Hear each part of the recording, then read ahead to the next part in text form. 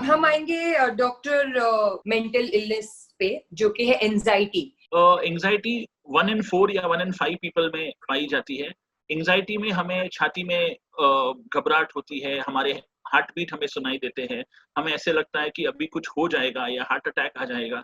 एक डर रहता है, हाथ कांपने लगते हैं, पसीने छूटते हैं और लगता है हम अभी गिर जाएंगे या बेहोश हो जाएंगे और कुछ भी नहीं कर सकते क्योंकि हम इतने भय में, फियर में रहते हैं, तो हम कुछ भी नहीं कर पाएंगे। तो ये एंजाइटी के लक्षण होते हैं।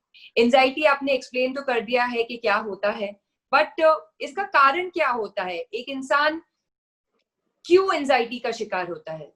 थोड़ा सा एंग्शियस फील करना तो सभी फील कर रहे हैं, तो हाउ डू यू आइडेंटिफाई कि ये टेम्पररी नहीं है और यू आर एक्चुअली आप एंजाइटी का शिकार है? तो how do you first identify that, and वो कौन से कॉजेज है जो एंजाइटी का आपको शिकार बनाते हैं? अब एंजाइटी बहुत कारणों से होता है। सबसे पहला कारण वापस डिप्रेशन की तरह यही है कि जेनेटिक होता है। तो अगर आपके फैमिली में एंजाइटी का एक प्रमाण है तो हो सकता है कि आप में भी एंजाइटी आए।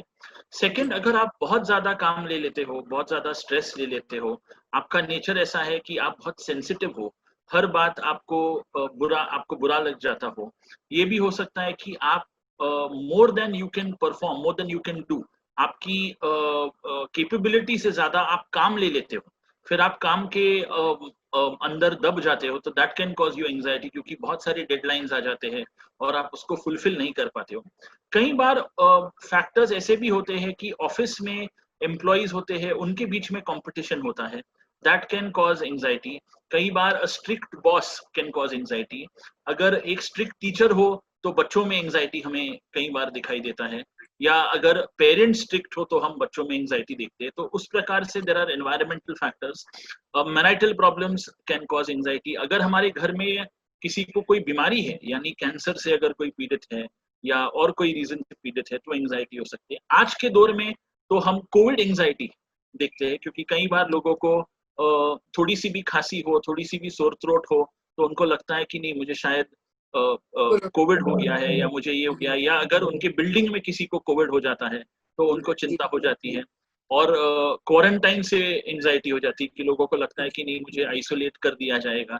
तो ये आजकल नई एंजाइटी जो है हम कोविड के कारण भी देखते हैं। People have become more particular, कि साफ सफाई को लेके बहुत पर्टिकुलर हो गए हैं और उसके प्रति चिंता रहती है कि नहीं, ये यहाँ मत रखो, ये वहां मत करो, ये हाथ धो, एक्स्ट्रा ना हो, मतलब ये सब चीजों से भी एंजाइटी बढ़ जाती है। But doctor, do you think anxiety जो इशू है वो एक सीरियस इशू है? क्योंकि जैसे आपने कहा कि अभी जिस तरीके की कोविड के वजह से बहुत सारे लोग एंग्शियस हो गए हैं, तो यू थिंक ये टेम्पररी है कि अभी क्योंकि वो एंग्शियस हो गए हैं तो अभी वो ऐसे ही रहेंगे और वो एंजाइटी का शिकार हो जाएंगे? कि how is it? I mean, anxiety के लिए मेडिकेशन और ये सब बहुत ज्यादा जरूरी है कि हमारे आसपास वाले लोग ही मतलब हमारा साथ दे के, हमसे बातचीत करके एक जो इंसान है जो एंजाइटी से गुजर रहा है उसको ठीक कर सकते हैं और बेटर फील करा सकते हैं? देखिए, एंजाइटी में जो है 2 प्रकार के ट्रीटमेंट है, एक तो मेडिकल है और दूसरा नॉन मेडिकल है। तो हम कई बार लोगों को सजेस्ट करते हैं कि if you want to try non medical treatments, पहले आप ट्राई कीजिए। तो उसमें आप रिलैक्सेशन ट्राई कर सकते हैं, मेडिटेशन ट्राई कर सकते हैं, माइंडफुलनेस ट्राई कर सकते हैं, योगा ट्राई कर सकते हैं। अगर आपको म्यूजिक या डांस या ज़ुम्बा या एक्सरसाइज या एरोबिक्स पसंद है तो आप वो ट्राई कर सकते हैं। Anything that makes you feel happy and relaxed. But साथ में ये भी होता है कि जब पेशेंट हमारे पास आता है, वो इतना पैनिकी स्टेट में आता है कि उस समय उसका पैनिक और एंजाइटी कम करने के लिए हमारे पास दवाई देने के अलावा कोई ऑप्शन कभी नहीं रह जाती, क्योंकि वो जिस एंग्शियस स्टेट में आता है, उस स्टेट से उसको नीचे लाना कभी कभी सिर्फ दवाई से ही काम होती है। एक एग्जाम्पल है एग्जाम एंजाइटी।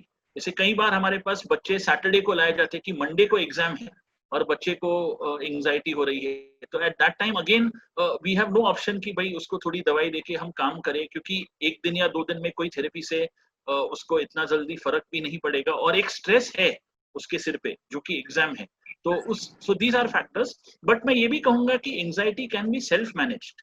अगर अगर पेशेंट अपनी एंजाइटी के प्रति ध्यान दे, अपने हार्ट रेट, अपने स्ट्रेस के प्रति ध्यान दे, तो ये जरूर कम हो सकता है।